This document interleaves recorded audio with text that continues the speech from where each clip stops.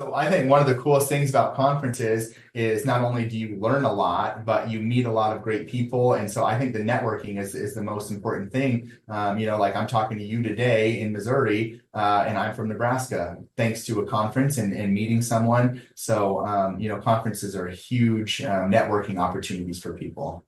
So I am the executive director at Twin Cities Development Association, which is a regional economic development organization in Western Nebraska. So we kind of work with the 11 counties in the panhandle of Nebraska on the west side. And we basically have three main purposes. Our three main purposes are workforce housing, workforce development, and then business retention, expansion, and attraction.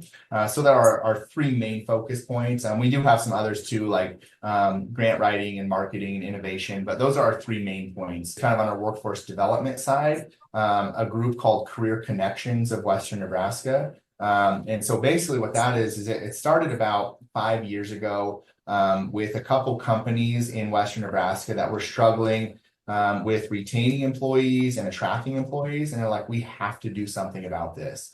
And so they just kind of started getting together and meeting every now and then, kind of what can we do, and came up with a strategic plan. And then the strategic plan, the first thing on it was we need a backbone entity. We're all volunteers. We're just doing this because we care and we want to do this, but we need somebody who can be a champion, who can take this on and run with it. And workforce development is something that we do, and that's our job. So I said, we will be the backbone entity. We will take this, we will run with it, we will do what we need to do. And so we came up with a mission, a vision, those kinds of things. But to put it into the most simple terms is that we have two goals. One goal is to retain our local talent and our local youth.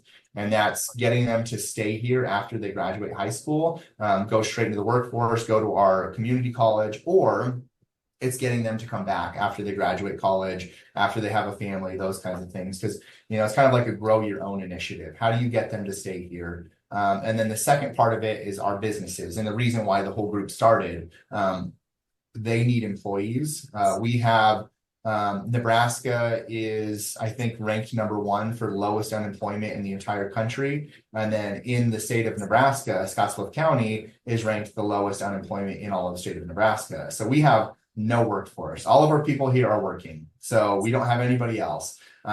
So how do we fill those open positions? And we have in Scottsbluff County alone, we have almost 1,000 open jobs. So we have almost zero unemployment and 1,000 open jobs. And one way we can do that is we have hundreds and hundreds of students graduating every single year that could fill those jobs or eventually fill those jobs. So how do we keep them? So this Career Connections group, we started off with a teen opportunity survey. So we surveyed all 23 school districts in the Panhandle out of all 11 counties, which is almost 4,000 students, 6th graders through 12th graders, because we just wanted to understand them. I mean, they're who we need to understand. What do they want? What are their motivators? What industries are they interested in? Do they want to live rural? Do they want to move away? Are they interested in starting their own business? Are they interested in volunteering? Those kinds of things. So we collected a lot of great data from all of our schools in our area. And we then took that data and created the career cabs, which are basically business and industry tours. So we chose 10th grade students as the students to take on these tours. So we took over 650 10th grade students last November to about 50 different businesses to allow them to get hands-on firsthand experience of the industries that they're interested in and hear from the people that are in those professions. So we took the students that were interested in healthcare to the local hospitals and, to all those different places. We took people are interested in the trades to, manufacturing places and that. So we got them some great hands-on experience with different businesses in 10th grade. And so now our next goal is, what do we do next? What about when they become 11th graders and 12th graders or seniors? What's the next step after the career cabs? So right now, or this summer, we're actually working on developing internship programs at schools. Some of the larger schools in our areas already have internship programs or work-based learning programs, but our rural schools don't. They don't have the capacity. They don't have enough people.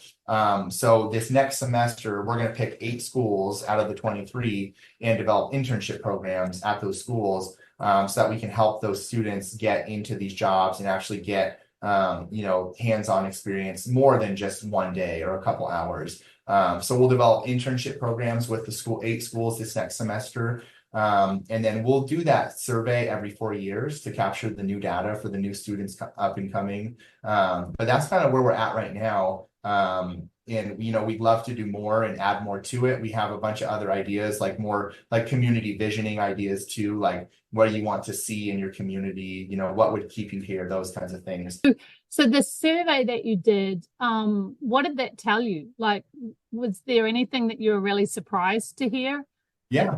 That the youth told you about themselves? Yeah, definitely. It was kind of to me, the most surprising thing was actually that 49% of the almost 4,000 students said that